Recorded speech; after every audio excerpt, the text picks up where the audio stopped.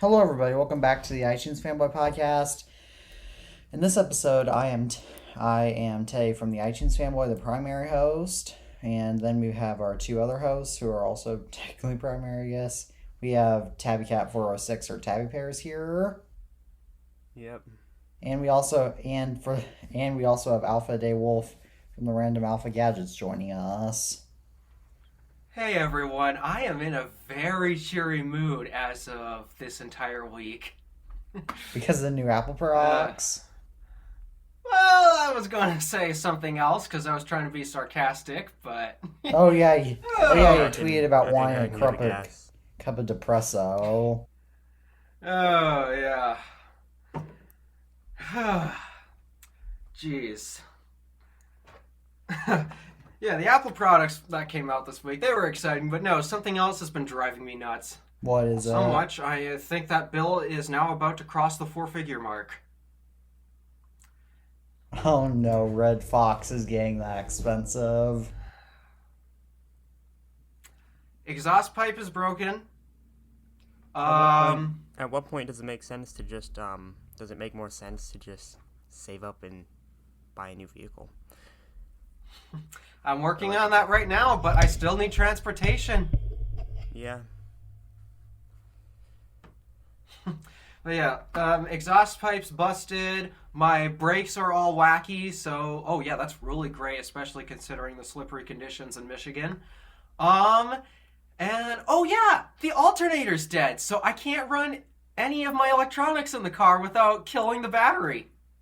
Hmm. And I thought, aren't the wheel bearings bad for the 1 millionth time? That's what's causing the computer's faults about the braking system. Though actually, I have to get my parking brake fully disengaged because why do they still require a manual cable brake when the automatic transmission doesn't need it? It's Gas just another cars are part so that breaks. outdated. Also, it's from '07, so still Every was a new little more vehicle sold relevant this for the way time. today, you're legally required to put the cable on there. You have to have a cabled parking brake like that. Oh gee. It's stupid. Anywho, rant aside, that's not what this podcast is about. It's about tech news, per se. Well, and other miscellaneous going off topics, but let's get started. But let's get started now with the new Mac Mini. So, my first thought about the new Mac Mini is that it actually lowered the starting price from $700 to $600, making it the new now the cheap making it the cheapest Mac even cheaper, which is awesome since the people I I talk to at least know. are that don't use a Mac. They always complain about how expensive Macs are, and that Well, just you goes can't to say prove that to you anymore. that Macs are not that expensive. They just came down. The Yeah, MacBooks are expensive because the screen. You can't find a mini LED screen, and if you do, it's not going to be this good on any Windows laptop or any single other laptop. Even if you find, a very nice OLED, it's going to get burn-in. You guys remember my XPS, right? That thing had heavy burn-in, Oh, Oh, yeah. I after. forgot. I forgot about that. I loved the computer's hardware, but not only was Windows terrible, but why is there an OLED screen on something where 90% of your usage is going to have a static taskbar, static whatever? Mini LED just doesn't get burn-in. Yeah. I, I've seen OLED on laptops before, and yeah, I mean, technically OLED does, at least in Looks my opinion, great, OLED but does look better than LCD, but I it's not mean, worth the for trade-off. the intents and purposes of which you use the laptop, I don't think that's the tool you want to be using. Yeah, because and Exactly. people will say, well, you're always gonna have the taskbar, so who cares? What if you go full screen for a change? On a phone, you look at the phone. If you guys look at your phone, all that's really on the phone whenever it's turned on is, it's static, is your menu bar, your carrier bars, your Wi-Fi bar, your battery, and the time. All of that, if you go into full screen, you're probably going to be using a 16 by 9 aspect ratio, so that stuff will just be blank anyway. And usually all Very that much. stuff changes constantly anyway.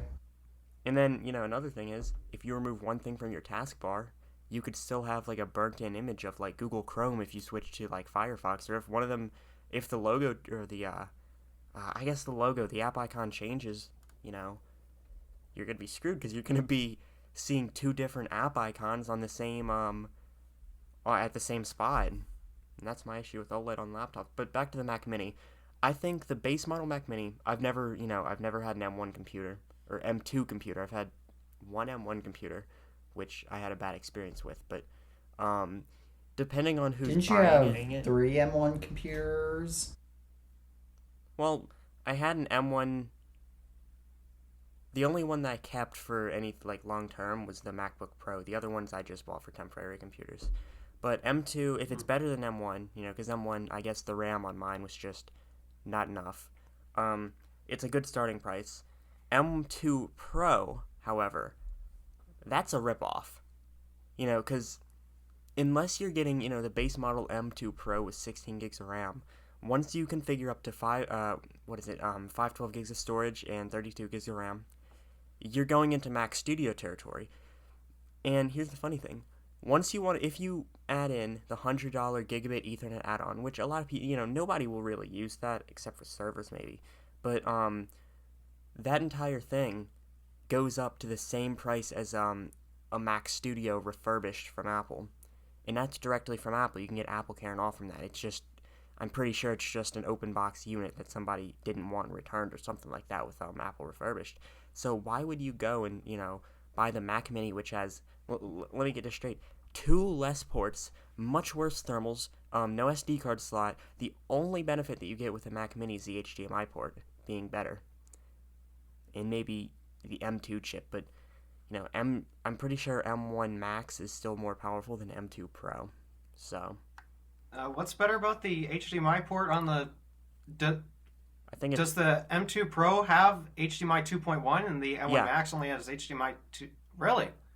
Yeah, the M1 or the Mac Studio had HDMI, like whatever the last generation was, but I guess the new MacBook probably has the new HDMI too, because that was like the only complaint that people had about it. Oh yeah, right. Yeah, people complained about that more than they should have, but I'll be honest, I have not used the HDMI. Yeah, personally, I'm complaining about the fact they included HDMI. It's a port I don't use. Exactly. What do you use for your monitors? Since I know you have like external monitors. Yeah, I mean, on the monitors end of the cables, it's HDMI because they're cheap $160 monitors. Do you just use dongles? But on the ends that plug into my laptop, they're Type-C.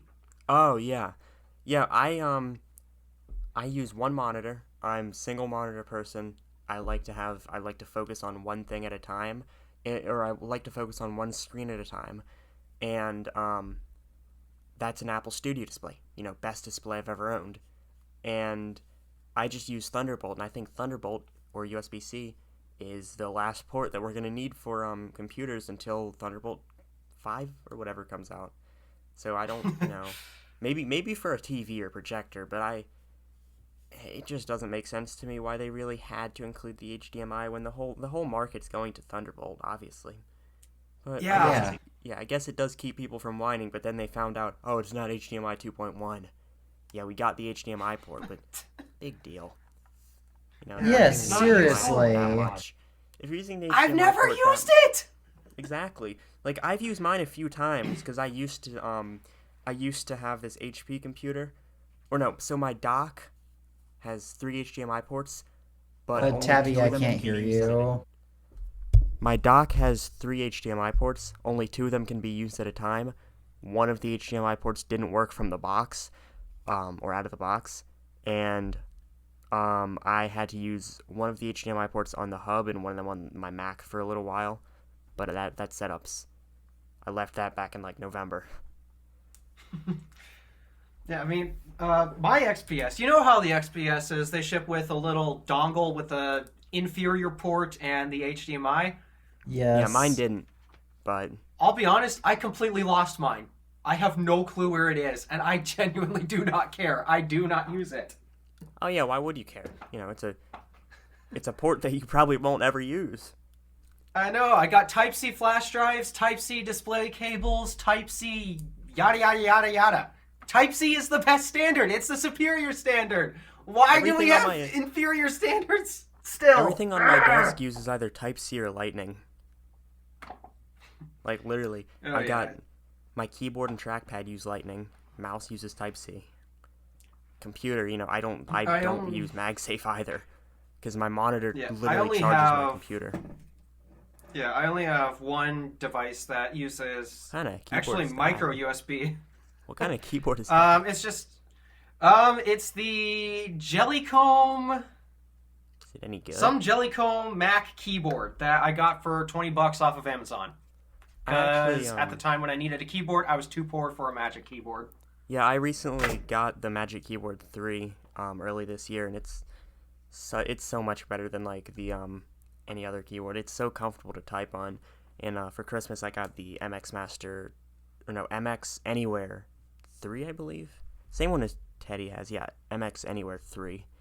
So I've got a really nice setup. And then for my birthday, I got the studio display.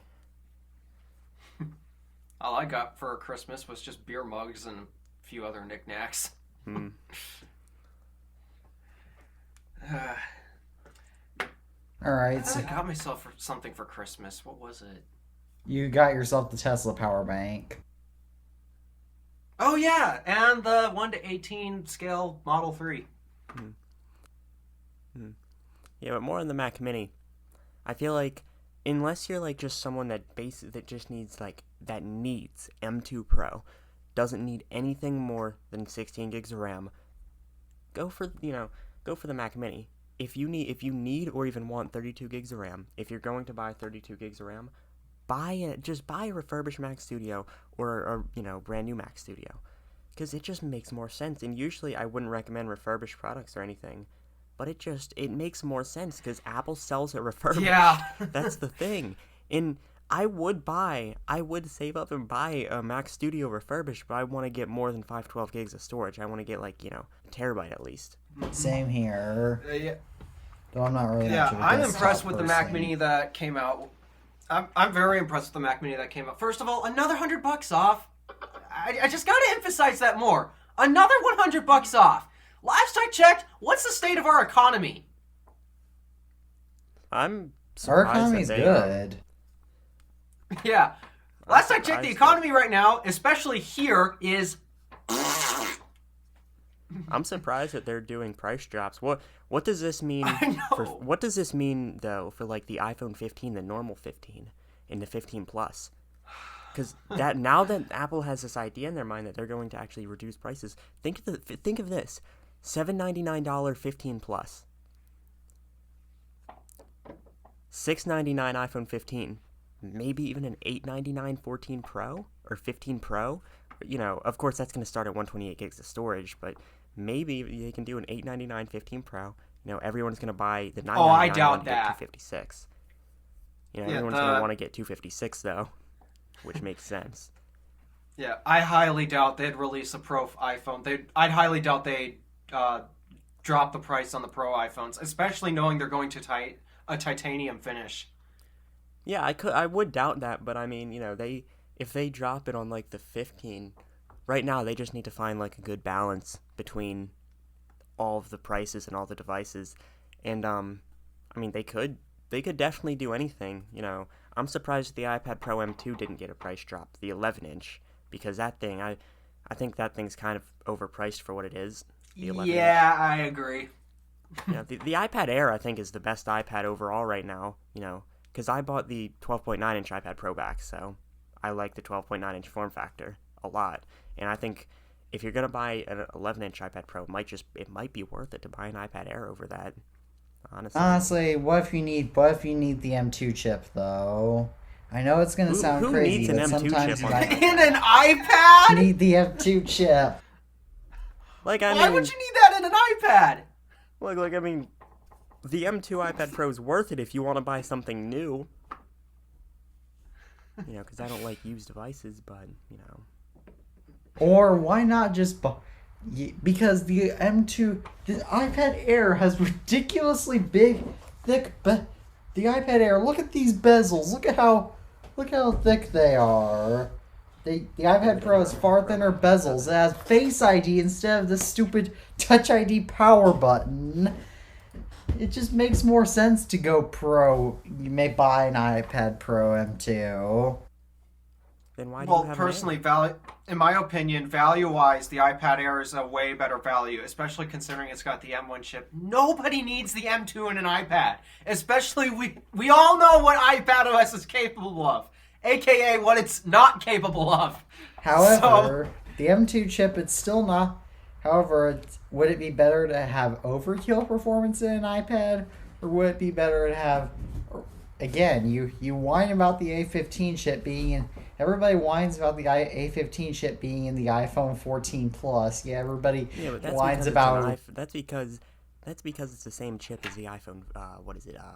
13 had. You know, if they had an iPad Air, if they released an iPad Air 6 with the A15, I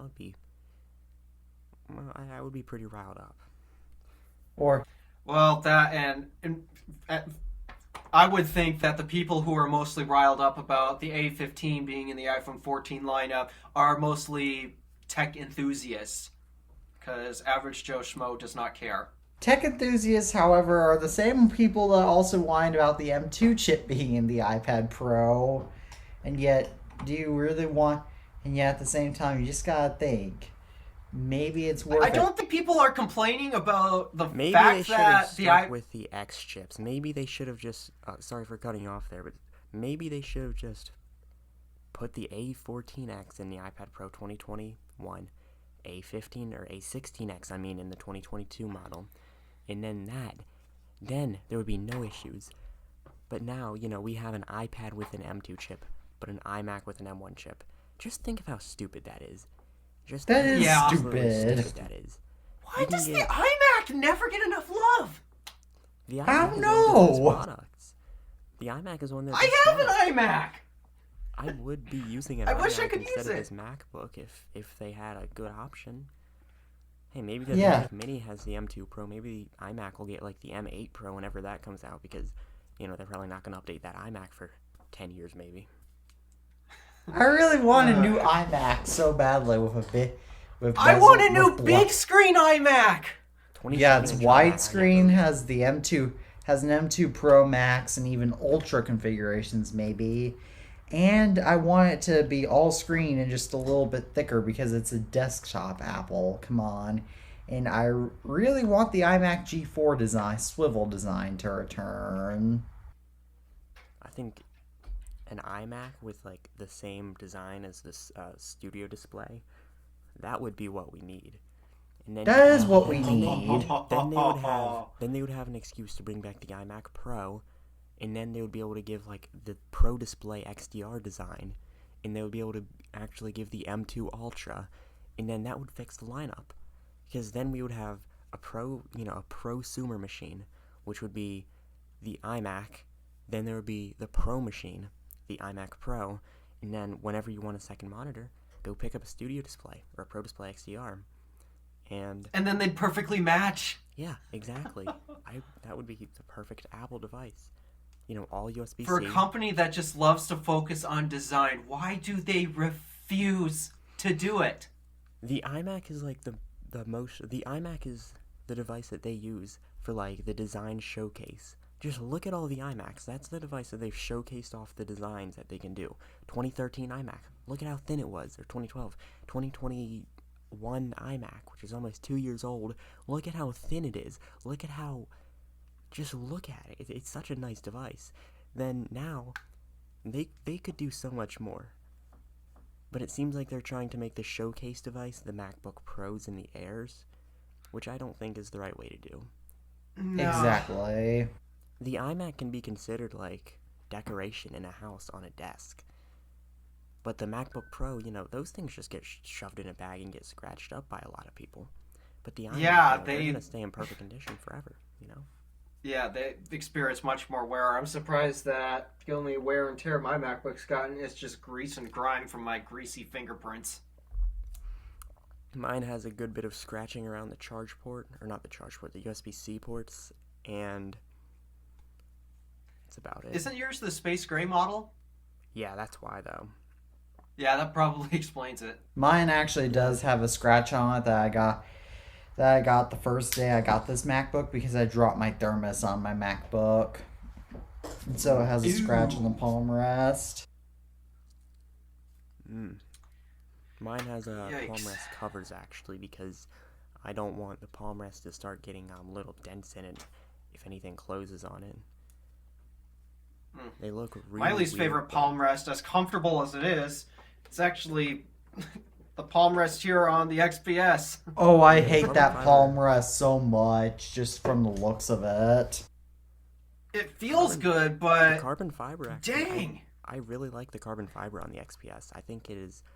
I had the white model though, so it wasn't grippy. It was all slippery, and I didn't like that. But Well, this is slippery too, but yeah, it feels good, but dang, this thing gets greasy and grimy after a while. oh yeah, And it It also feels terrible. my white XPS started turning yellow from UV light or whatever. Ooh. That's the other Yikes. reason why I got rid of the thing. And then it got these random damage marks on it. I was like, no, I'm not keeping this thing. How long did you have that thing? Let's see, 32 days maybe. Oh my gosh! that's how That did long not it took age for well. it to start And then yellowing. I'm here with my MacBook Pro, which is 3 months old as of 3 days ago, and it is, there's barely any damage on it. There's no yellowing. The screen Yeah. the screen has no burn in.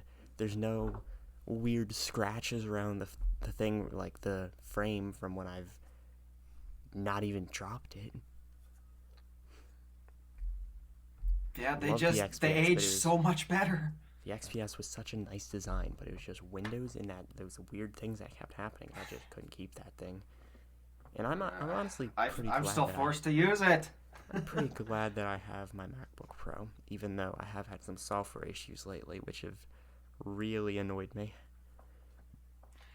Yeah, what's going on with that, actually? Because I saw the text in the group chat.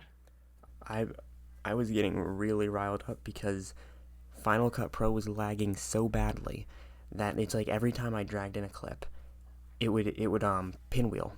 Every time I did anything, there would be a delay. And I was about to take the thing and I was about to put it on a shelf and switch to Windows for a month. But after I restarted it, cleaned up the whole drive, pretty much did whatever I could, I haven't had any issues yet, but it's only been 2 days, so. Yeah, I've had a couple experiences where I just import huge file size clips, like hour-long clips. Yeah, that would make sense. But they were also multicam angles, so that's what it took to get it to slow down. But to my surprise, what I did was I shut down Final Cut for the night and just shut the laptop lid, plugged it in, charged it. Oh yeah, and also while that was going on, it was also draining my battery heavily. I have never seen that thing get so hot or Did the fans kick pull as in? much power as it was. But yeah, I just closed Final Cut, basically every app as well, and just let it charge overnight, and then my issues resolved itself. Did the fans kick in on it at that point? Yes, I could barely hear it, but I knew they were on. That's actually what happens with mine a lot of the time. The fans will just start running at like 1,000 RPM, and it's like it's barely there, but it's like if you look in like a third-party app, you'll be like, oh wow, the fans are actually spinning for once. Yeah, So it's such a big so I've difference had compared issues to like my that. 60 I think it just might have something to do with the systems being tired. Like, it's healthy for a computer to be shut down every once in a while. I restart the whole So, thing every I don't once know in a how while. often you shut yours down, but Once it's a- healthy to shut a computer down once in a while. Usually, I rarely shut my sometimes it's like computer down. Or my every like main 3 one. days usually, around every 3 days to every week. Actually, when I was Actually, getting mine, ready like, to every record 3 this months. podcast, I had to shut my computer shut down because of a problem, and so it rebooted. That's weird. Is it good? Yeah.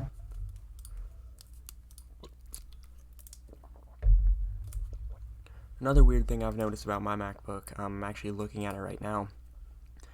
There is a ton of space being used by nothing. Yeah, I've had that It says happen documents. before. Most of the time it's app data, but I've went and I've cleared the app data, and it just says documents, 590 gigabytes. Yeah, I've had some weird issues like that, except it was Final Cut documents. I kept deleting it all. I even went to File, Delete Generated Files. No matter how many times I did it, it refused to delete it, so I ended up just deleting the library. I might have to delete my library. I mean, I wouldn't mind that. I've got I have to things in constantly delete my library in iMovie, and Rucker from Tech World, Apple Music Apple Music on his phone is in comparison with his whole playlist imported from Spotify, which he switched from recently. It takes up nearly 12 gigabytes of storage on his phone, and Spotify, in comparison, took up only 3, or around 3. I mean, yeah, it's because Lossless? Apple Music's just got it lossless. That's why. You know, my Apple Music library takes up 70 gigs, I think. 60, 70, 80 gigs, around that. How much does mine take up? I have everything of mine downloaded because I never know when I'm going to go into a bad cell area or something. And when that happens, it's really nice to just have something to listen to while you're, you know, just in a low cell service area. Most of my storage is taken up by 4K videos. I have like 35 videos or 35 images from this year alone in my camera roll, because I delete everything like after I pretty much put it on my Mac and then put it onto an external drive, and I take it off my phone. I keep a pretty good amount of photos. Photos are what take up most of the storage on my phones. I keep a pretty good amount of photos on my phone. I have a lot of photos from 2020, 2021, 2022, and 2023 on there. I also have some 2019 images, some 2018 images, some 2017 images, some from 2016, and even one from 2015. Yeah, I've got about 9,000 images in total, most of those being from like 2020 to 2022. Anyways, I found out what was taking up all my storage. What? What was it? My Final Cut library.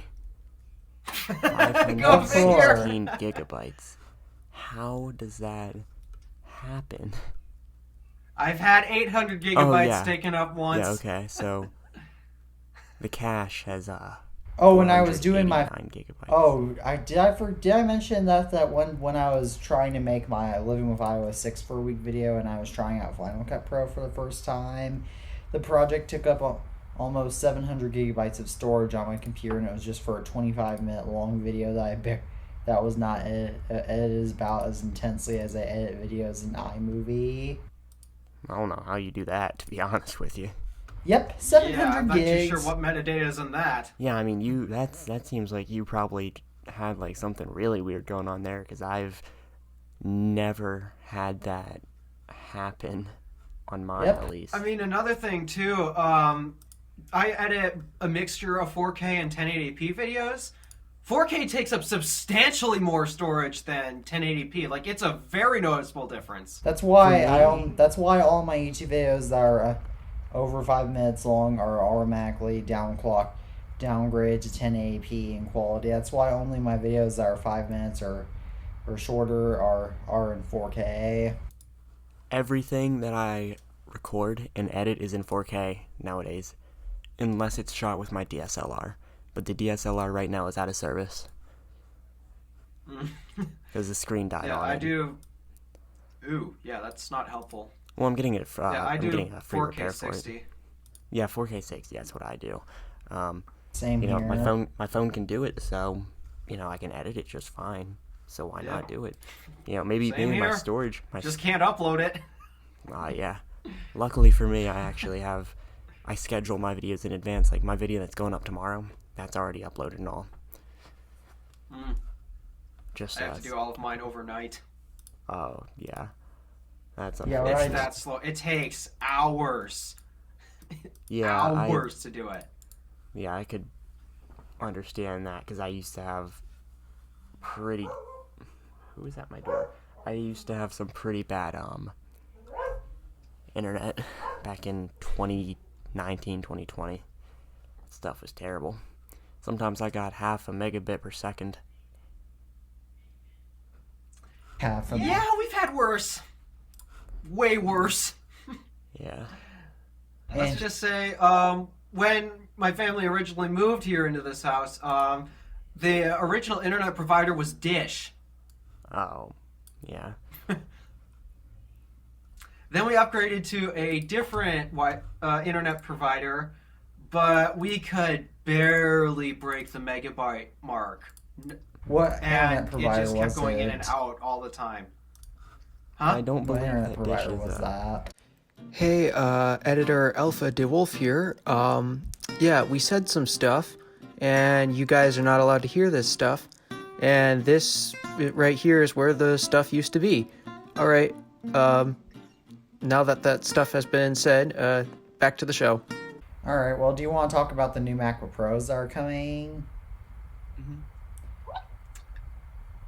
All right. Well, I can Genuinely, I'm definitely not say excited. that the 16-inch M2 Pro MacBook Pro is going to probably be my next main computer once I save enough money to buy it. How long is that gonna take? I don't know. It probably won't be. It probably won't be until the very late 2023, because I have a bunch of other stuff that I want to buy that I have to and want to buy first, like my Apple Watch, like my new Apple Watch, and afterwards I have to restore my white MacBook and my 2009 MacBook Pro and my other black Mac and one of my black MacBooks.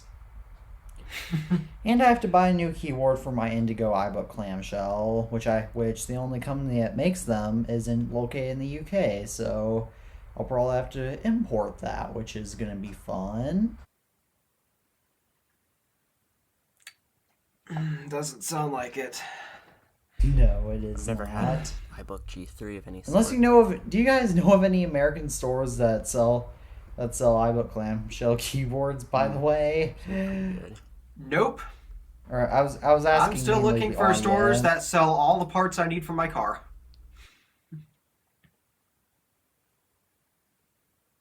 Yeah, I have two G3 clamshells.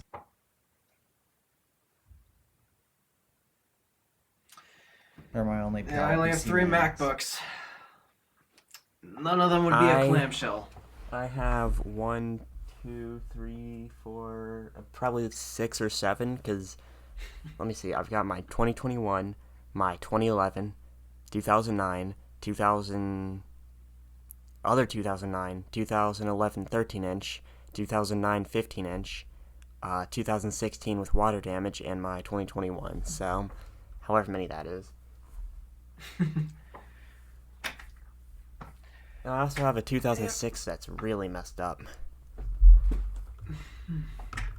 I have 10 MacBooks. Pretty good. Just what does one do with that many MacBooks? Most of them don't work, however. Hmm. I have my 2 late 2006 black MacBooks, of which only one of them works properly. The other one needs a new screen, and it also needs a new and I also have to figure out a way to get its optical drive back in and all its screws, and the battery. And I also need to figure out how to get it open because the battery is sealed shut in it. Yeah. And then I have my white early 2009 non-Unibody MacBook, or no, it's mid 2009 Unibody MacBook, that non-Unibody MacBook that works that has failed RAM, which I upgraded back in July 2018. So I'll have to replace its RAM with probably 6 gigabytes of RAM, and I'll probably put a solid state drive in that thing too, because I don't trust its hard drive. It still works fine, but you can never trust an old laptop hard drive. And the battery on it is also expanding. I don't think you can trust any drive. And the battery on it is also trust any hard expanding, drive. so I have to replace its battery, even though its battery life is actually good still for being its original battery. which is quite impressive considering I've had that MacBook for 7 years now, which is enough time to wear down a battery alone. Say nothing about the 7 years of use it had prior to me owning it. Anywho, anything really exciting about the M2 MacBook Pro that you guys are excited about? Nope, absolutely nothing. Other than the fact that Yeah. I'm buying one, absolutely not. I However, think there's that one thing I do want to check out on Apple's website. it's a very good upgrade because we now have a better CPU for the same price point, but it's boring, but it was needed because 2021 was the last time we got this thing upgraded, and now that we have the ability for better CPUs, we have the M2 architecture, whatever, not architecture, the M2 processors. I think that's very good. What's the difference between a mid 2017 MacBook Pro and a mid 2018? Pretty much nothing but like the CPU and the keyboard Yeah. bit. So I think people didn't complain back then. Why complain now? Yeah, I'm not excited because even with my current nearly base spec MacBook Pro, I got more performance than I know what to do with, and yet I'm already doing performance intensive stuff. Final Cut, Logic, OBS podcast recording. Yeah. Oh, wow. Hang on, I'm trying to figure out where I can go customize this thing What on thing? Apple's site.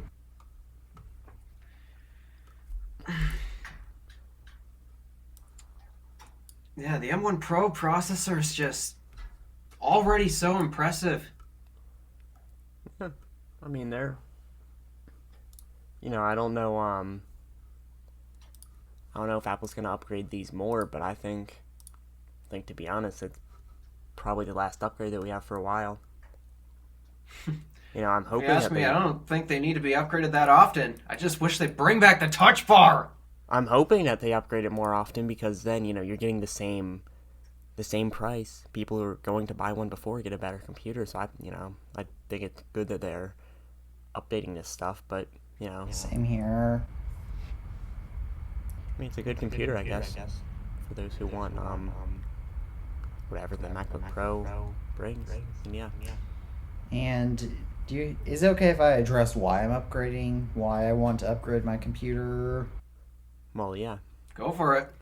So number one, it has insane thermal. This 2019 MacBook Pro it's not only an Intel Mac, which is getting killed by Apple, but it also has some pretty insane thermal problems.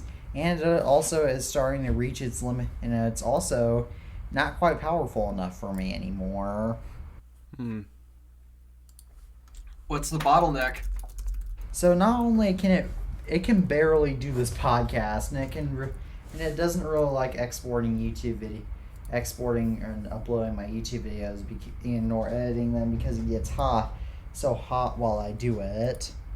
Which my iPhone 11 Pro Max never really got hot while doing it, and yet it's doing it on so much worse hardware. And oh yeah, did I forget to mention that this is actually the upgraded 2019 MacBook Pro with an Intel Core i9? Yeah, I know it's got a Core i9. 16 gigabytes of Yeah. RAM and both dedicated and integrated graphics. Well, yeah, they're all good. All the 16 MacBooks are gigs gonna- of RAM is base, actually. Yeah, and what graphics does it have? What GPU? Well, here's the crazy thing that 8 gigs is enough if you're doing super basic tasks like typing up a document, maybe web browsing here So is and 4 there. gigabytes. But if you do professional things, you got to get 16 gigs. And I've Exactly. discovered I can do a lot with 16 gigs of RAM. yeah, The next computer I buy is going to have 32 because I'm currently using 63% of my RAM, and I'm not doing that much. And I'm gonna open up I have Activity gotten- Monitor to see how much of my RAM I'm using. I have gotten this thing up. I've pretty much got all of the RAM. I've pretty much used all the RAM before. I've put the CPU up to about 80 or 90%. I've used all the storage before. I'm almost using all the storage right now. And Yeah, I've gotten the wonder GPU why. up to about 40%. So, Right now, I've gotten the memory up to 6.2 gigabytes being used right now. hmm. And for the Right now I'm CPU, I am using about 11, 13% of it. I'm using 10 gigs of my RAM right now out of my Swap 16. screens there. How much am I using? What am I looking for? Activity monitor. CPU's currently at a whopping 15% being used right now. Of your CPU. Yeah, CPU. Memory, I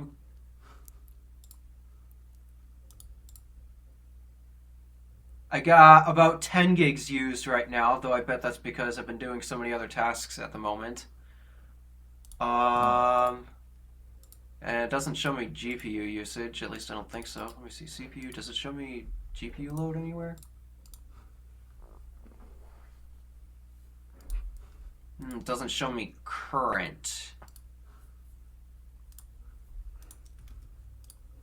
That's interesting. It shows me CPU current usage, but not GPU. That is interesting. It's a bit odd.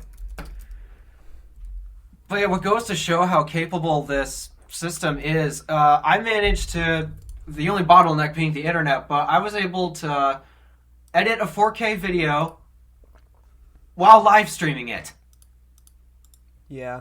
I don't think I can. That is not an easy task for a computer. I don't think I even want to try anything remotely close to that on my MacBook. Yeah, that is not an easy task for the majority of computers out there, and yet that thing under my desk right now, that makes it look easy. It makes it look so easy. Yeah. We're using iMovie or Final Cut Pro. Final Cut? I don't know why someone would. Well, I mean, if it was iMovie, that would be quite easy, I think. But Final Cut, that's way different. Final Cut is.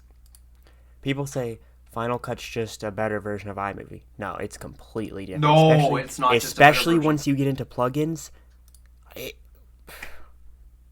You can't. Once I started using Final Cut for a while, there's no going back. You know, like I've used. I agree. I went back to iMovie. Well, you only used Final Cut for like a day. Plus, you encountered a. What did I encounter? Give me 1 second. I have to rejoin the call. I'm back. My microphone glitched, but yeah, you had a terrible glitch too. So that's probably why you had issues. However, the main reason that I got so irritated with Final Cut Pro was that I actually loved using Final Cut Pro while I was editing it. It was great. It was so much better. It was better than iMovie in a lot of ways, just even with what I do. However, the problem was that it would not export. Is that it took so long? Is the videos on there just took so long to compress, even the lowest codecs compared to iMovie, which made them nearly impossible.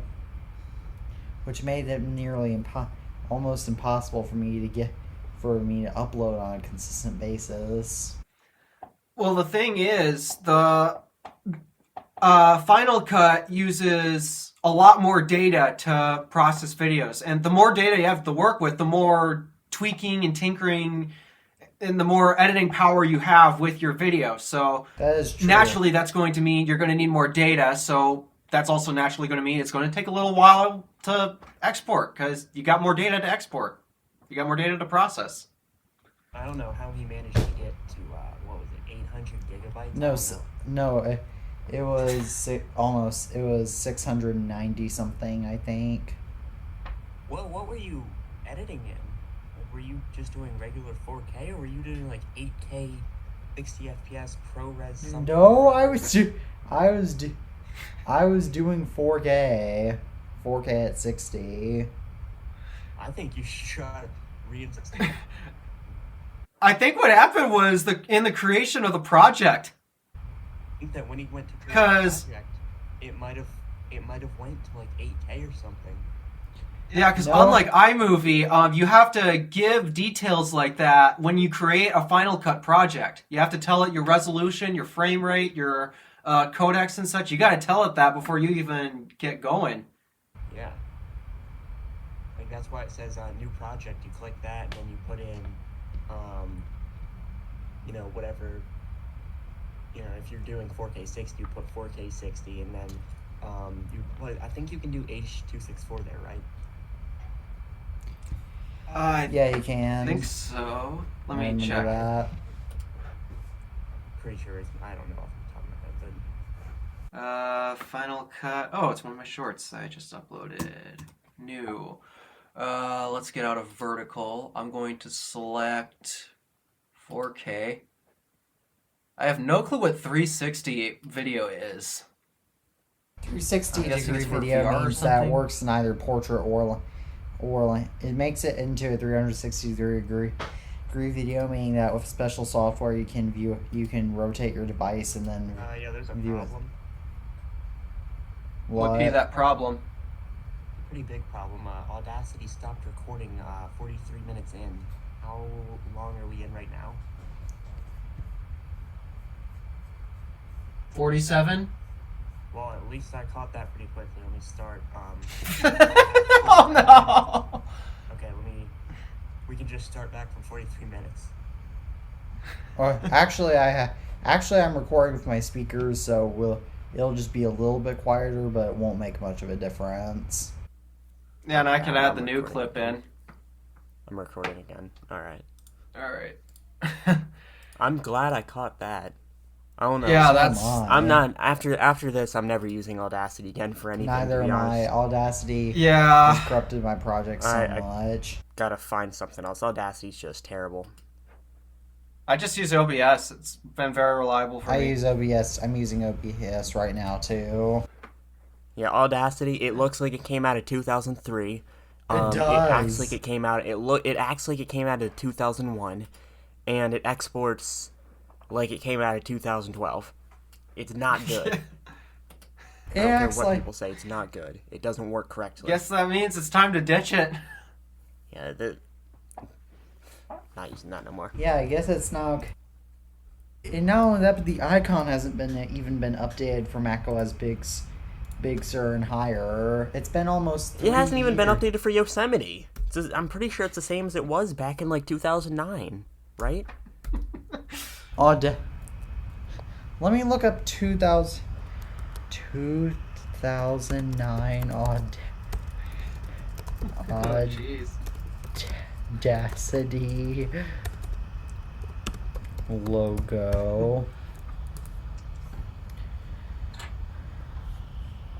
Let me see. It's just a little bit darker blue in 2009. That's all.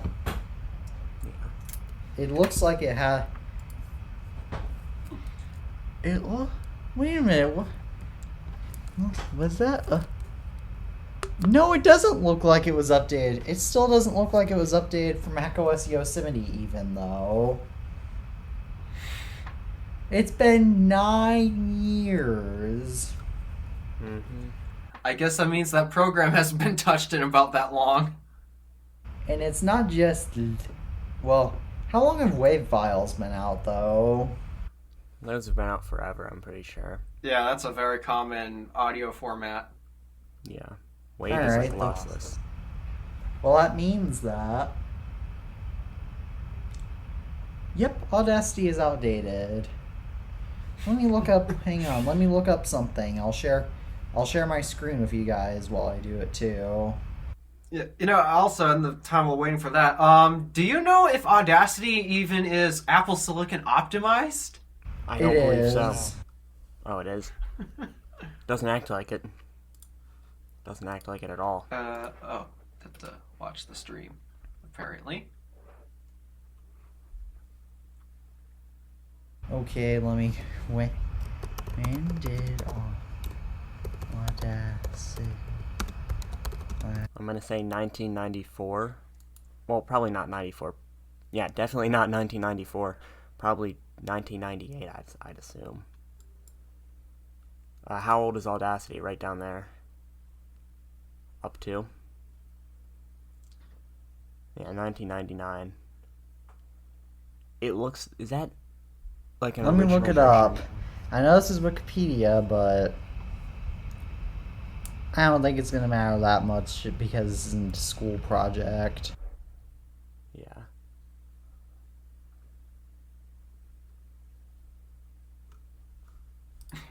And yet they have the audacity to continue leaving it like this and not fix any of these bugs. It was I'm last. sorry, I had to joke with it. Yeah. Oh, I am so bad at jokes. No, that's good. They don't even put when the Audacity.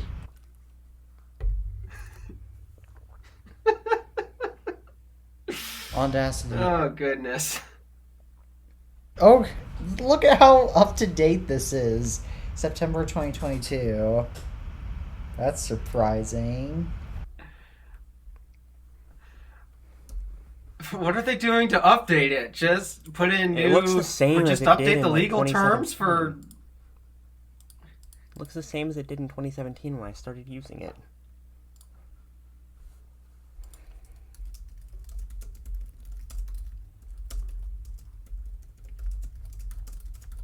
Actually, now it does look like it was updated from macOS Yosemite, though. It probably took them a while to do that.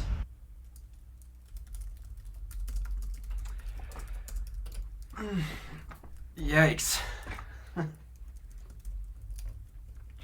Alright, well, are you guys ready to talk about the new HomePod? That was so weird. It was. It has the S7 chip and not the S8 chip. I'm so confused. It's the same price. I think it's... What makes it... I think it's... I thought it was $50 What makes cheaper. Remember when they dropped the price of the original HomePod? There's still an original HomePod in my house. I mean, it They it even gets dropped used all the original time, HomePod to $300 and still barely anybody bought it. but I don't What know. makes them think they're going to buy it at the same price today? I don't know why somebody would buy a bigger HomePod. I guess the only reason why is because of maybe that new gimmicky temperature sensor that was just hidden on the HomePod Mini. My that you- HomePod Mini has that. It does. I don't know. Apparently, there's an update that just activated a hidden feature in here. Hey Siri, what's the temperature? It's 28 degrees outside. Did your watch or your It's phone not my respond? HomePod. Yeah, that's why I hate the HomePod. What is that's the why, temperature? That's why I think the HomePod's the stupidest It's product 26 Apple degrees sells. outside. What's the temperature in here? Sorry, I can't do that. Yeah, well, Usually I don't like to give hate to Siri, unlike Sam Cole from iUpdate. oh, I though. hate Siri. I hate That Siri. I think it is the demonstrates how most useless stupid- feature that Apple owns, or that Apple has ever made. Siri It is isn't. worthless, and I think that Siri is the most useless feature on a device. Even on Funny thing is, I CarPlay. actually use her fairly frequently. Even on My dad CarPlay. uses it all the time to ask because he doesn't like to find apps on his phone, so he just uses ask Siri to open all his apps. Even on CarPlay, it sucks. Yeah, it's not particularly great on CarPlay. It's I mean, better it than says- before, It but says it knows where my home is. I say, Siri, go home. Okay, let me take you home. It just opens the Maps app, doesn't do anything else. Like no. well, it's better than Google Maps because I've done this test. I've done the test between Android Auto and Apple CarPlay.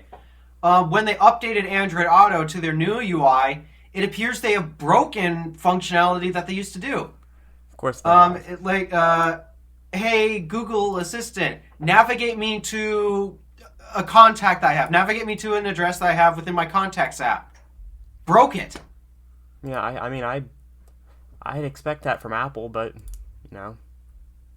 Or not from Apple, from Google, I mean, but with Apple, I don't know why Apple doesn't either fix Siri or just get rid of the feature entirely. Well, people love Siri so much that it would be weird to get rid of it. And do you know how much uproar that would cause in the tech community if Apple got rid of Siri? Yeah, it'll cause a lot of people Not much. It'll cause a lot of people to actually be happy that they finally accepted that it's a stupid feature. Okay, it would probably be as controversial as the touch bar removal. Well, yeah, probably. I mean, Like digital Apple assistants really aren't developed particularly that useful. Not even like Apple just took Siri from a third-party app anyway back in like 2011. It's not really like Apple did that much with Siri, In fact, Jordan Riddles from the iPhone Fan actually found the YouTube channel of the company that owns Siri before Apple bought it, and it showed demos of Siri on YouTube. Well, one of my homies has the app on his iPad 1. Oh wait, how? Please tell Siri pre-Apple Siri app IPA.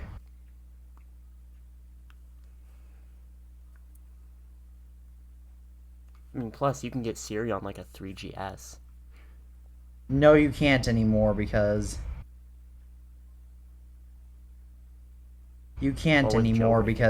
because Siri servers are down for iOS 5 all the way through iOS 8. Siri worked on my 5. Wait, I have an iPhone 6 on iOS 8 right here. It was down on my 5C running iOS 8 the last I Let me checked. see. It worked on my iOS 9 4S, which I downgraded to 8.4.1 dual booted to 5.1 by the way. It's doing voice control. What? Wait, give me. It does voice control. Where is Siri? I might have it disabled on this iPhone 6. Considering how you've been ranting about her, I assume she'd be disabled. Let me see.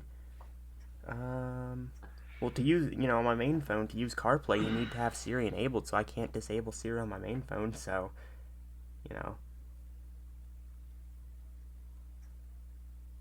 Okay, I can't even find Siri in the settings app on iOS 8. It's general. You have to go to general. Oh, I see it, okay. Enable Siri. Enable. Sorry, I seem to have lost my internet connection. Siri. Sorry, I seem... What is 1 plus 1? Sorry, I seem to have lost my internet connection. 1. See, for the first time ever, I think that is smarter than Siri. I think that has finally found somebody that he's smarter than. Remember that dude that got my phone a few months ago when you guys started recording? Yeah, I think that for once I found somebody that is dumber than him. Siri's not a real you can person, though. You can do hands-free Siri on iOS 8. That's actually cool. My dad actually manages to have that configured on his iPhone 13 Pro, where he just goes, "Hey Siri," when he's even standing a distance away from his phone, and he'll have his phone do something. I don't know. I'm still trying to figure out how to get Siri to stop triggering on the Apple Watch. I know, I have that issue constantly. My grandma has that issue constantly. Everybody makes has Siri that. I haven't even bumped the crown! And then here's the other thing. Whenever I had the HomePod, whenever I was near like my phone, it would default to my phone. So the HomePod was literally just useless. Like, there is no use in having a HomePod over like something like this JBL speaker if it's just going to default to the phone. And then the phone starts playing music instead of the HomePod. It's such a useless thing. You know what I'm saying? Yeah, somehow do. I've managed. I understand. My devices that. figure out which device I'm calling to. So That's lucky. yeah, most of the time when I'm in my room, it triggers my HomePod before any other devices. Though I think I think the way the algorithm works is it's supposed to use the device that's closest to you. Hmm. So whichever microphone picks you up the loudest, I guess that's which one it wants to trigger. Just a theory. All right, well, there's another Apple rumor that we need to talk about, which is the next Mac Pro, which is supposedly going to drop in March, even though Apple's clearly going to discontinue it, is now going to also exclude user upgradable RAM, which means that the Mac Pro not only is going this supposed Mac Pro, which I don't even think is going to come out. Though again, you guys can argue with that all you want, but I don't believe it because Apple replaced all their Mac Pros in their offices with iMacs and Mac Studios after the March event.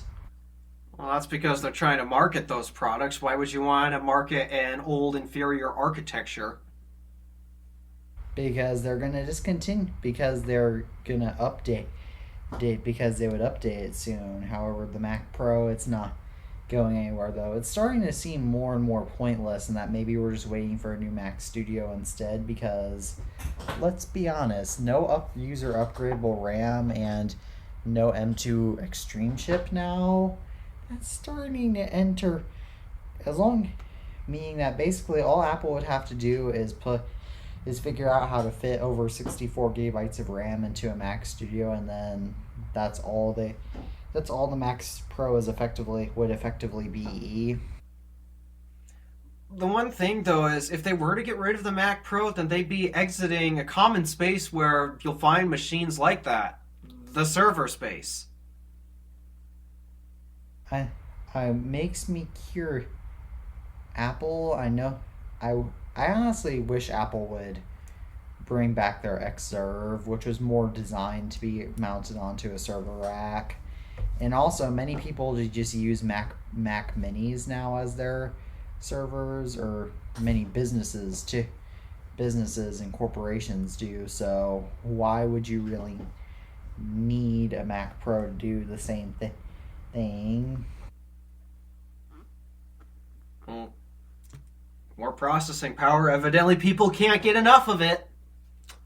Even though Honestly, I think I need in my own laptop.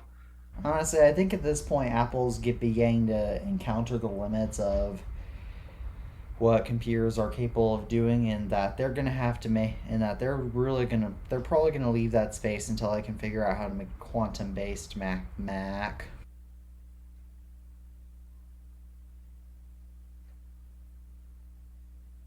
I don't know why, but it doesn't seem like Apple to really leave a particular space. They left the iPod. Remember that they discontinued the iPod. The iPhone is the successor to that.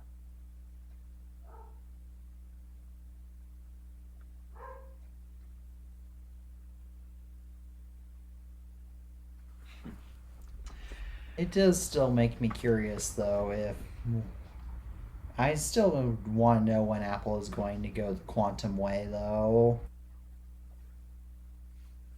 I'm sure everyone would at some point.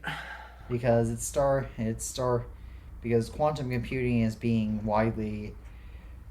starting to become more and more widely available, as IBM is being the main machine by that. And I don't think and in the dawn of a new computing era, I don't think Apple wants to be caught with IBM again.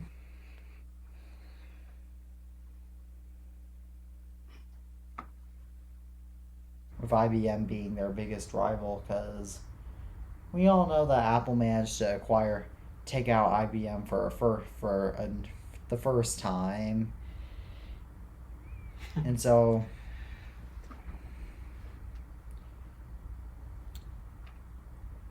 Apple would have to really work their strengths to get IBM to leave a second time, because the only reason why Apple won over the computing space over IBM is because IBM sold all their computers, their whole computer line, to Lenovo.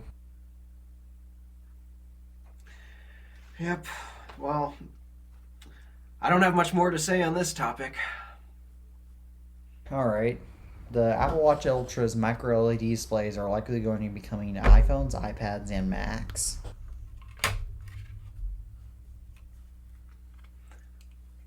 I didn't hear this rumor before. Yeah, I saw it on Mac Rumors. Tabby, are you still there by any chance? Yeah, I'm here. Alright, you've got silent for a few minutes. Yeah, just something that's getting me a bit angry right now. What is that? Alright. Some dude kind of annoying me right now. It's fine now. Oh no, please don't tell me it's the little midget that keeps that keeps bothering us. Nah, it's not. It's not that guy. Yeah, you are aware, Teddy, when you texted me, guess who showed up directly after you texted me? The Jewish hacker? Yeah, right after you texted me. What did he do? I don't remember, I just deleted it. I was on the road. Hmm. On my way to Iowa. Yeah, that's why Alpha wasn't in the last one. Time to check my Apple ID to see if I recognize everything. Yep, Iowa was fun, even though the only bits I got to see were either at night when it was pitch black, or the surprising part, it was actually foggy. I am so shocked. We went down there, talked to the natives, and we even asked them, hey, is it usually this foggy out? And they're like, yeah, the weather's kind of weird today. It's never foggy out. So weird. Yeah, I've heard of some. I have a bunch of relative. I have some relatives who are from Iowa. And usually, it's quite a nice place. Though the bits I did get to see were absolutely beautiful. Like, And my dad's been to Iowa before. Come on. And I think my mom has too. Oh yeah, she has. Come on. I need to go to Iowa someday.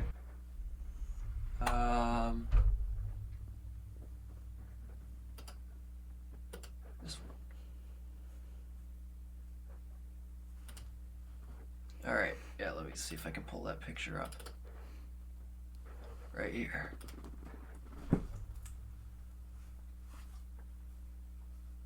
Yeah, can you guys see?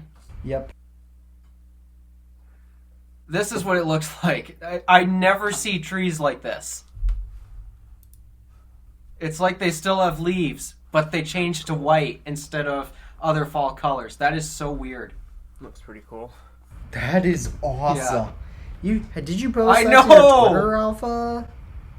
I think I did, but I don't remember. But still, that is just amazing. Oh, also, did one of you just get your permit? Yeah, I did.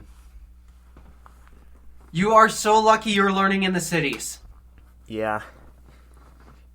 I drove through St. Paul. I have never been more stressed driving in my entire life. Aw, man.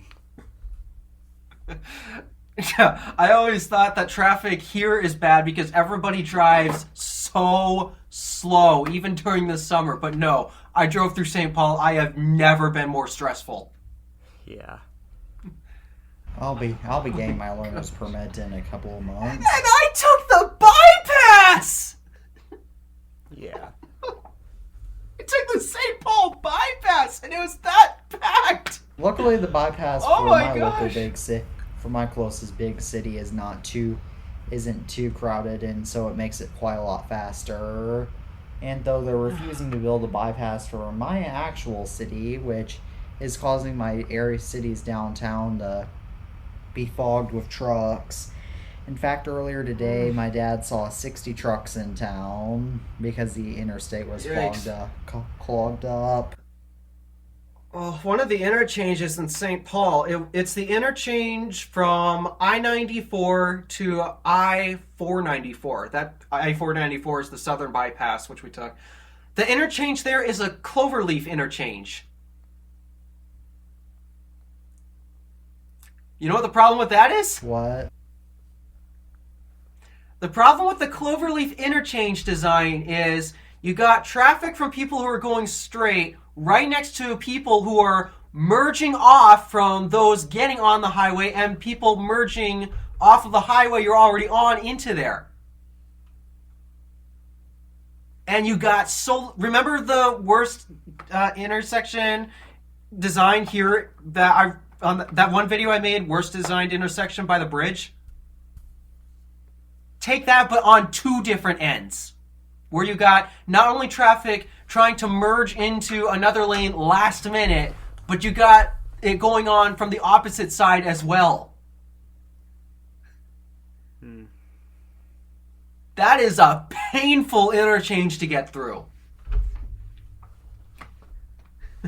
Once and then coming back, it's similar to merging back onto. It's similar to a roundabout. back. Once you get even though I've never driven before, once you get used to it, it's not hard. It's not too hard, though. Again, I don't. No, it's hard to get through that. Actually, there aren't it is a lot really of hard to get through that in my area, though, so I don't have to worry about that.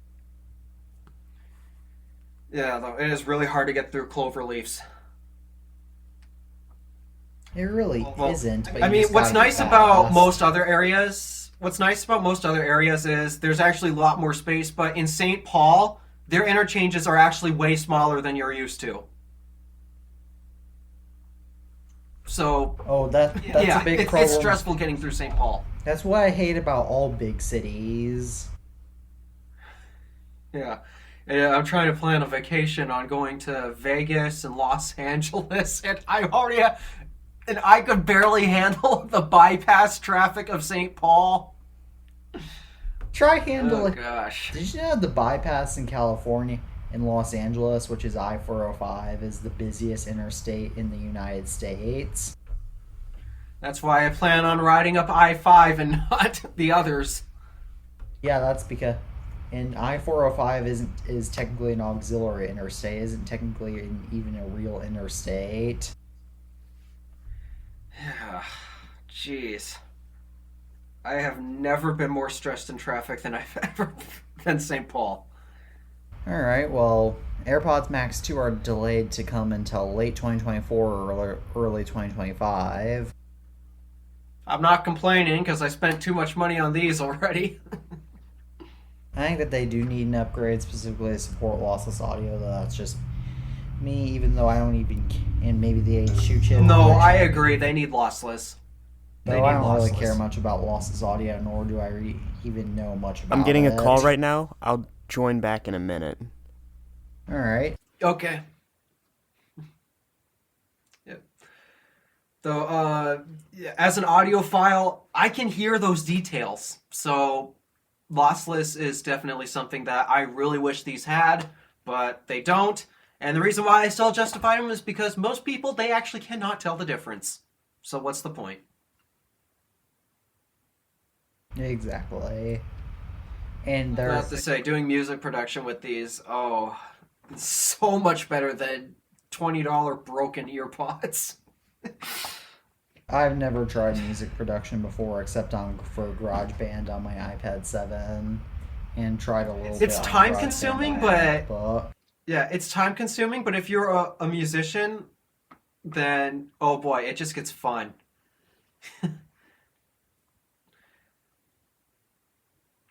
I suppose I could share a few projects. That doesn't matter. I'm gonna wait for the next Yeah. piece of news until Tabby gets back. Yeah. Or no, actually, I'm gonna move on to my last piece of news because this is something that you're more interested in. And then once Tabby gets back, Okay. we'll do the other topic. So Tesla's car price drop. Oh yes, I just got to the hotel when I saw that. Oh my goodness. What do you think about that? Tesla's pulling a real they're pulling a big FU to other companies. Let's just say that. They are. How cheap? Not only are they the most demanded brand out there, but their prices are competitive especially now that they've lowered them so they qualify for the tax credit. I'm surprised they dropped them by the amount they did. Even the Model Y. Yeah, It's companies crazy. are shockingly dropping prices of stuff, but I'm not the most surprised by that because in the Great Depression, my great grandfather actually actually couldn't bear to afford coal for the winter because he was up north, so it got very cold where he was, and the price of corn which he grew was so low that he could barely afford that he couldn't afford to pay for coal, so his family would just burn the corn instead of the coal, and it did work. I guess that's one way to do it. Because corn is Oh yeah, that's a real power move from Tesla because I mean we saw the holiday madness at the public charging stations, and due to that madness, people are selling their non-Tesla electric cars. And how convenient! Tesla just dropped their prices and now qualifies for the new tax credit and such. I mean, I'm against the idea of tax credits for the sale of EVs. I'd rather put it towards the charging infrastructure, but same here. I mean, come on! How convenient is that? Yeah, now whenever people complain that electric vehicles are too expensive, especially Teslas, oopsie daisy. Can't complain Yeah, about them I know. anymore. Just like how people can't complain about Macs being too expensive. Yeah, that is such a power move from Tesla. I bet everyone else is scrambling right now. And I mean, I don't know if you want another follow up to that news, but I've been paying attention to CES, not for all the technology gadgets and such. The reason why I've been paying attention to CES is because they often unveil a lot of electric cars there for some reason. Don't know why, but they unveil electric cars there. There's a vehicle there of interest because according to the numbers on paper it's producing, it's not possible with a certain technology that everyone else is using and everyone is assuming that this brand is using. The Volvo EX90. Its charging speed is rated for 250 kilowatts. However, for a 400 volt architecture, which that vehicle is, you have to pull up to 625 amps at least to get there. CCS is limited to 500 amps. That's pretty impressive. So, yeah. So if they're doing that, are they potentially switching to the NACS connector? And if they were to do that, though, if they were to switch to the NACS connector, they have access to the superior charging network. They do. So I've been taking so much interest in that. Unfortunately, the model they had unveiled at CES was a European spec, so it had the Type 2 CCS, so we have no clue what port they're going to put on that thing.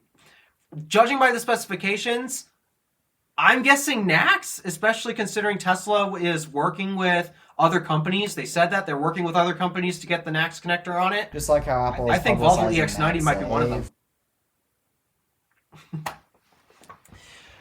But yeah, that is some interesting news.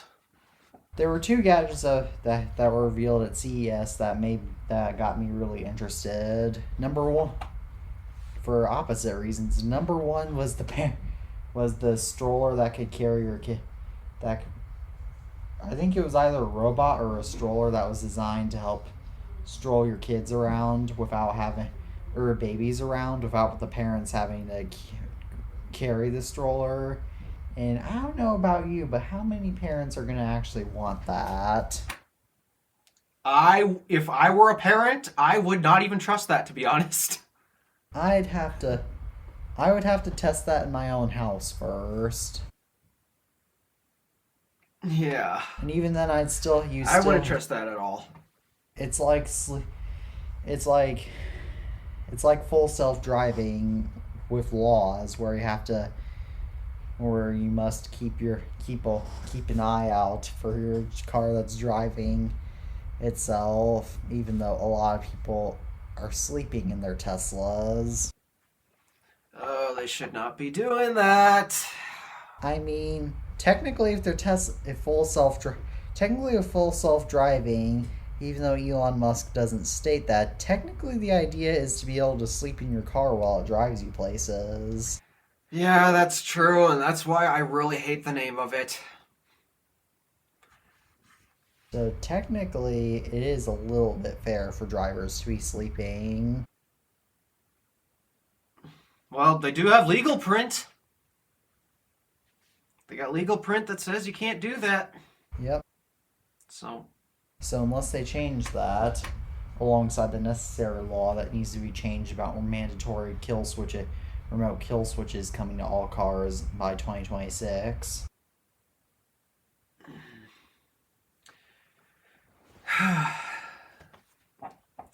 Though, yeah, Tesla slashing their prices like that is some of the best news I've been waiting to hear.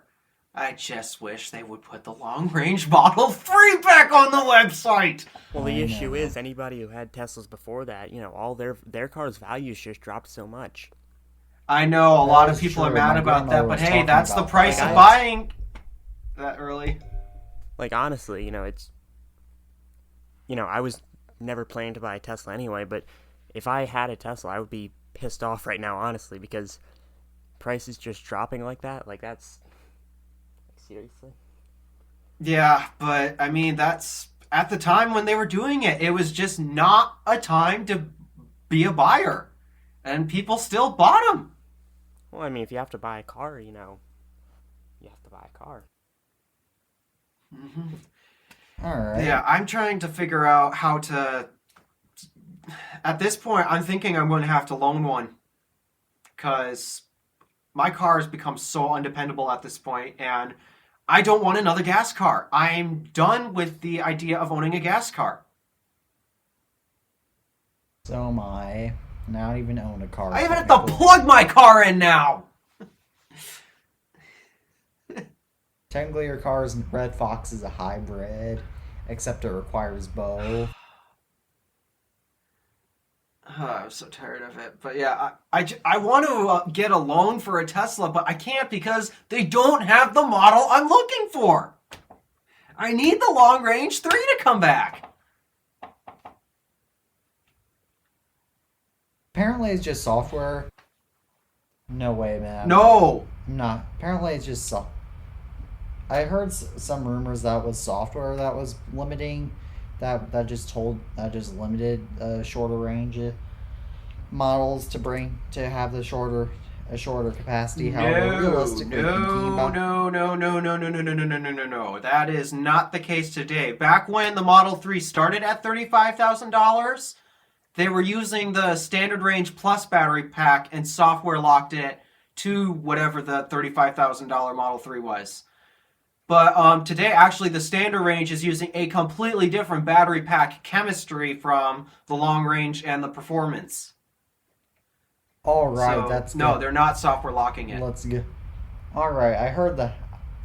I'm sure Tabby Pairs can probably guess where I heard about that from. Heard about what? The Tesla software locking their batteries, and Huge a Jeff person who was whining about it like it was still current and normal. Huge Yeah, Jeffrey? that is not Of true. course. That dude just whines about everything he can. He loves to whine about Apple so much. He whines about how the iPhone 6s won't activate on iOS 9 anymore. And then By he the goes way, it and can. he decides to go and use a BlackBerry because he thinks that's going to do something about it. When he has better phones. He says, e-waste is such a big problem.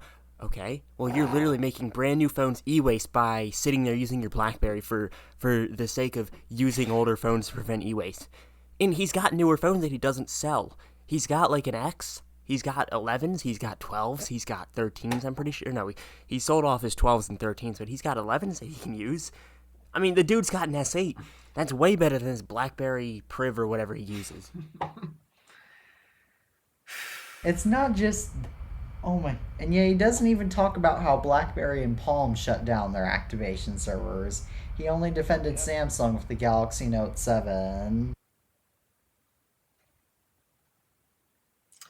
Logic at its finest. Indeed. Stand that dude. I wonder what Hugh Jeffries is gonna think of the. I wonder if Hugh Jeffries will ever notice this podcast and wonder and whine about what we do say on this podcast. He's gonna call us. He's gonna call us. What is it? He calls people who upgrade phones every year. People who I don't. can't use older I stuff. do actually. People who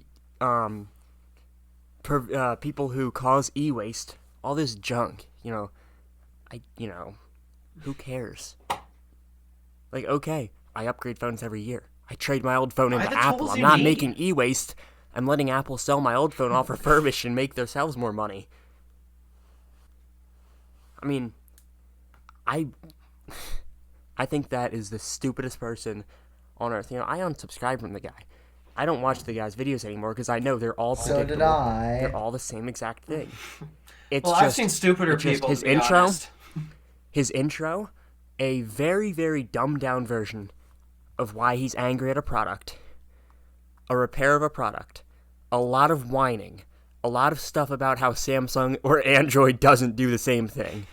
And then a lot of the time, he ends the video off by telling people, you should know about this. It's something like that. Oh, I And then know. rinse and repeat for 4 years now, I think. 4 years, yeah. It all started when he restored that bent Samsung Galaxy S8. Exactly. Wait a minute. Do you remember back in his Q&A back in 2018 when he actually said that Samsungs are harder to repair than iPhones? I think that guy's entire motive is stupid. Yeah, he said that in 2018, and then in 2019 it's like he became stupid all of a sudden. That's what happened. Actually, what did happen? Like, it makes you wonder if something went wrong with his personal life that caused him to behave so erratically online. I'd have no clue, though I've known plenty of other stupid people on the internet as well. Okay, we went on way too long for this entire topic, so I decided to cut out the rest of it and skip to the next part because we went too long on this. Sorry, guys. All this keeps reminding me of a comment that I got, just the sheer stupidity of it. It reminds me of the one comment I got where somebody told me he or she loved me. Had to delete Totally that, creepy. of course. Yeah. I don't suppose you remember this comment because I brought this up on one of my podcast episodes before. But this comment was absolutely hilarious. This was on my 2011 MacBook Pro review. I just love how he likes to say, "You have no knowledge. You are stupid. Here's why. I have a MacBook like yours, and it's a perfect daily driver. Why? SSD, Catalina patcher, new thermal paste, new clean cooler, good condition battery. By the way, I've tried Catalina patcher and actually destroyed my video editing tool. How much So, crap does that person have to buy and then install for that? Like, imagine how much time that know. dude took into making his, old 10-year-old computer, probably at that time, 10 or 11-year-old computer, into, some, just another... It's going to be an old computer. The CPU is going to be 10 or 11 years old, whatever it was at the time you made that Yeah, I video. know. That's another reason why I wanted to upgrade. You can't change that. Exactly. Anywho, there's more funny things about that. I brought up my hate for Windows 10 and Windows 11. So here's what he says. Windows 10 is fine, and Windows 11 too, when set up properly. Again, When set up knowledge. properly, how do you set up that properly? You can't. You can't! That's the thing! I mean, you technically can't. You can. Funny enough, you can actually set up, despite Windows 11's crazy system support requirements, if you tweak it enough, you can get it to run on Macs as old as 2006. Oh my goodness, though. But yeah, there's more. I had MagSafe cables ripped. Repair them with a soldering iron and electrical tape. You can just repair them with electrical tape. Like anyone else can do that. I can't solder. And I'm That a guy, tech that guy expert. seems like the kind of person to sit there with that old computer and then blame it on Apple whenever his, stupid, graphics card goes up on it and he can't fix it. Like, okay. Oh, there's more hilarious stuff. Display isn't great. That was my biggest rant on it, actually. Display isn't great, but usable. I sort of agree with that, though heavily disagree with that. As I have a 13 And the 2010 bezels. MacBook You Pro. are way too choosy. This just doesn't matter. It I'm does. way too. You're way too cheap. Does! That's like You're this is supposed probably to the be kind of choosy person. when This is probably choosing the a kind of person to say computer. that they want a headphone jack on a phone. You're way too choosy. It doesn't matter. How's that? How's that for a response Yeah. to your headphone jack? Stupid. Oh, well, wait, I'm not done yet. Firewire is useless, but it being there is not a problem. If it's there, then it's a use. If it's useless, the only use that FireWire has is for OS installing. That's it, and for old iPods and old cameras. Here's something that is so hilarious, though. Here's another thing that's hilarious. USBs are too close to each other. I agree. And they are 2.0, which is a problem for somebody like me. But I just get by using it. Okay. New Macs with M1 are terrible. I mean, they feel good, the performance is quite insane, but the SSD has weird hidden encrypted volumes paired with the firmware. If your SSD dies, you're screwed.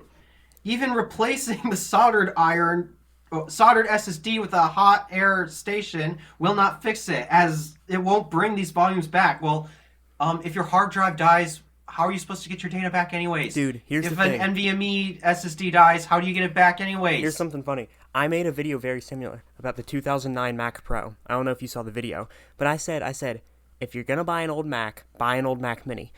Some people just went, I still use it and it works fine. It works just fine. Everybody can use it. I'm like, okay, okay. So you put $600 of upgrades, into the computer. Some people put like $2,000 of upgrades, right? And that's just $600 of upgrades is worth a whole Mac Mini today. And I said you should just buy a 2014 Mac Mini instead, because it's cheaper, it's smaller, it's going to be better for every, normal consumer. These people, It's more powerful! Yeah, and these people literally took that as, the Mac Mini suck, M1 sucks. I'm like, okay. At least I'm not sitting there with a space heater on my desk, am I? Yeah. And then the final comment. So here, Apple is limiting the lifespan of their machines drastically on purpose, and there is no performance advantage of doing this? There's no performance. What? I still get Here's comments talking all about, the yeah, they got nice performance adjust. Yeah, there's no performance advantage to doing this much. The most comment I got the most like that on my 2010 MacBook Pro video in 2022 was that does it good for basics to somebody commented, does it good for the basic stuff I just got for $100, and I mean it does sort of, though at the same time you should never spend $100 on a computer that's way too cheap. Even new computers are gonna suck at that price point. Yeah. That is so funny just to read. He claims, I'm stupid, I'm the idiot, this guy has no value, and yet all of his comments completely beg to differ. It's so hilarious. What a surprise. Alright, let's... Alright, let me go share my screen to show you guys what...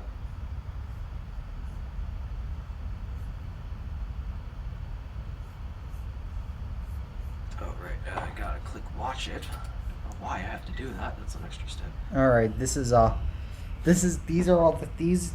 of the comments I got on my 2013 MacBook Air video. Well, my AirPods Pro 2 might have just died. Your what? My AirPods Pro 2 are not connecting now. Oh! Oh, batteries There are we dead go. or something? Well, that happens a lot. There we go. Yes, so. I don't know why that was happening. Alright, it probably depends on the MacBook and its condition. I have the same one. It starts up in 10 seconds and run everything really smoothly. It does You get battery replacement every 2 years, though. Every 2 years? Oh my god. That's This a problem. This guy is too addicted to his MacBook. Or else he's too much of a power user and needs a new computer if he has to replace it every 2 years. Well, I mean, I can get every 2 years. Batteries just wear out. If you put one charge cycle on it, because I'm sure those things are very inefficient. I'm sure those things probably suck with battery life. So, yeah. Which video is this again? Mine. 2013 MacBook Air. Mine on my 2013 MacBook Air. When I said it wasn't. Oh, the perfect. MacBook Air, yeah. And oh yeah, don't forget that it's not worth. And don't forget that thing was terrible. And this is just on my 2022 video. Did I forget my 2021? I should. You haven't even seen. Okay, I guess most of the bad ones are on my 2022 MacBook Pro. Oh, one guy asked, "What about programming on this laptop?" Yeah, good luck considering I highly doubt Xcode is going to work on that. Or will, but Because it'll run an older Xcode likes the version. latest version. Oh, and even Elias said, "Aw, thanks for the kind words," meaning that he even agrees with me. You know, it's something if Elias agrees with me. Alright, as a reply, there's no way you can easily program a 2013 MacBook Air in almost 2023. And then the person replied, "But because I want to buy it, but it has Intel Core i7 with 8 GB of RAM, 256 GB SSD storage. Still not worth it, isn't it? It is not worth it at all." And then the person below him replied the most ridiculous comment. "It is worth it as long as the price is under $350. I think you could definitely do some coding." Oh, wait a second. Yeah, no. Considering when I was messing around in Xcode during quarantine, my i7 2018 MacBook Pro, only 1 generation old or 2 gens old, I don't know. No, like 2 or 3 gens old. That thing couldn't do it. So how's this dude expect a 2013 to do it? And that was First a 2018 of all, Mac in 2020. under $350. Why does this person? You should never pay If you're more than paying $350 $200 for a Mac, then if you're paying $350 for a Mac, MacBook then why don't you Air. just go for a first gen Retina? I got a first gen Retina for like $120. Yeah, those are It pretty. wasn't a good computer, but I mean it worked. Yeah, I want to buy a late 2013 MacBook Pro for my collection sometime because I was requested to do a retrospective on it later this year. Just because I want to get the 2013 MacBook Pros are highly famous and because for being reliable and because I always think the Retina MacBook Pros look so awesome. They're thin. Yeah, out of the whole lineup of Retina MacBook Pros that generation, 2015 is my favorite because that's when they introduced the Force Touch trackpad. Oh yeah, those are awesome. They're a bit too expensive for me. All right, I've got my last news topic to talk about. $99 AirPods are coming in either late 2024 or early 2025. Oh, those are going to sell like hotcakes. The what now? $99 AirPods. Oh yeah. What do you Yeah, think? those are going to sell like hotcakes. What do you think, Tabby? Yeah, probably. I mean, $99 for AirPods, yeah. What would they look like though? Would they copy the third gen design, or would they stick with the previous gen design? And more importantly, third wouldn't that gen. just make the AirPods line more complex? Well, we already got some weird outliers, like the type I'm wearing on my head, for example. Yeah. So Yeah, And I'm more importantly, considering I think- just selling my AirPods Max once I get those replaced by Apple. I've absolutely been loving mine. I just wish I didn't pay as much as I did for them.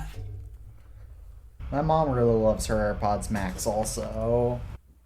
I mean, I just don't see a Yeah. reason to buy or to use those over my AirPods Pro 2. Exactly. Neither do I. My mom has AirPods 3, which of course the left ones keep breaking on both have broken on both of her pairs, so she uses her AirPods Max now. Though I'll bet you if she had AirPods Pro 2, then she would not use AirPods Pro Max. But unfortunately, she absolutely hates ear inserts, so that's why she has to have AirPods Max or AirPods 3.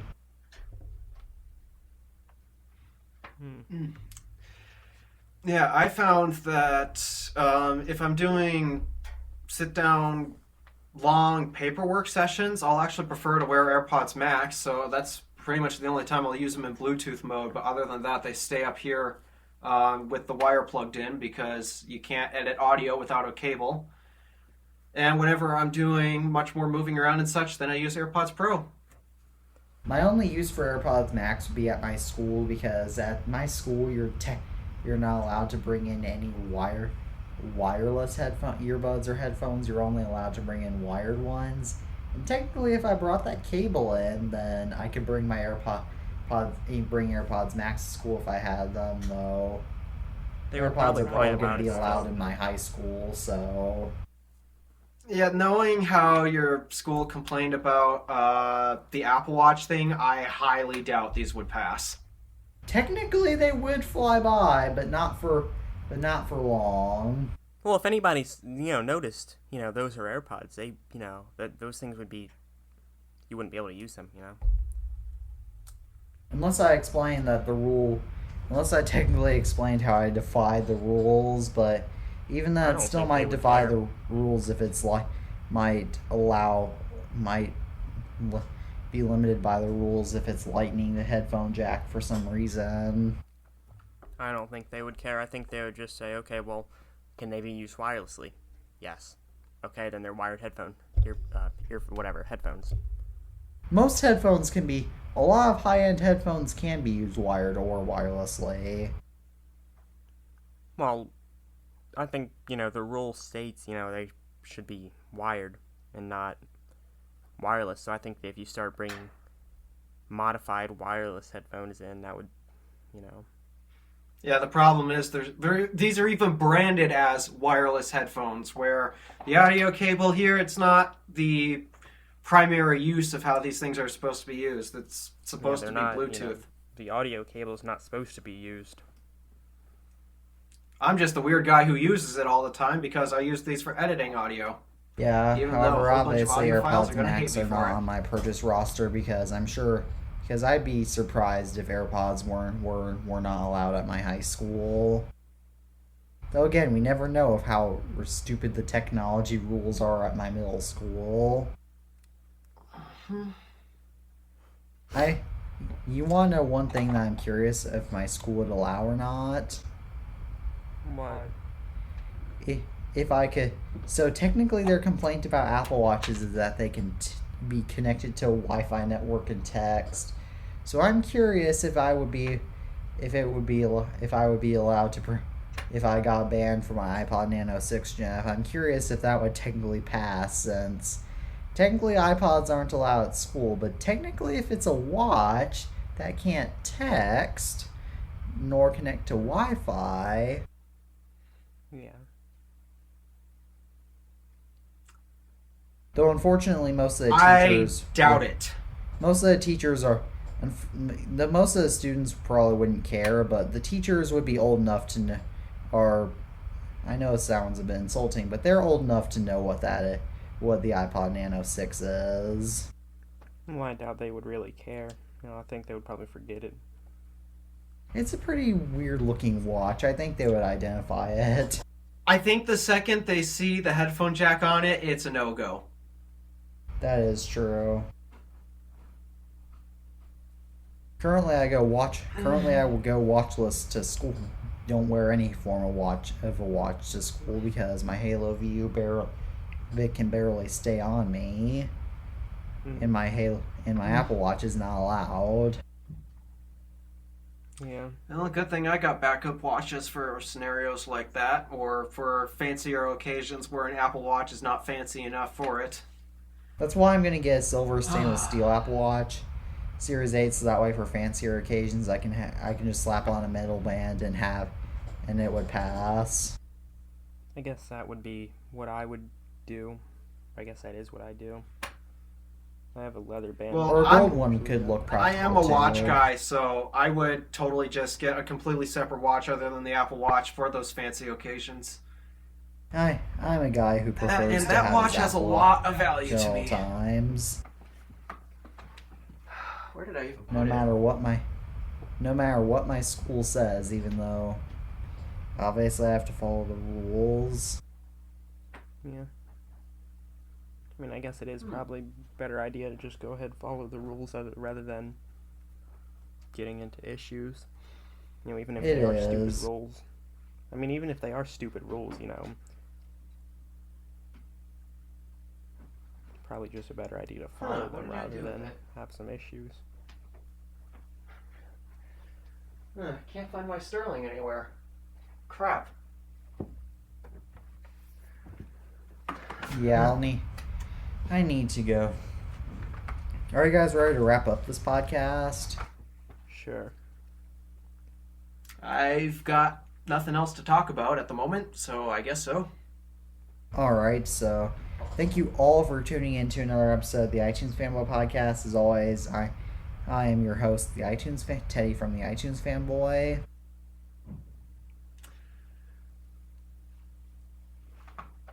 I'm Tabby Cat, We I really guess. need to script an outro. This is how we usually make it go. Yeah. Yeah. Alright, well, I guess I'll go first then. My name is Alpha DeWolf from the Random Alpha Gadgets and Random Alpha Network. I'm Tabby Cat, I guess. And as always, we're saying goodbye for now.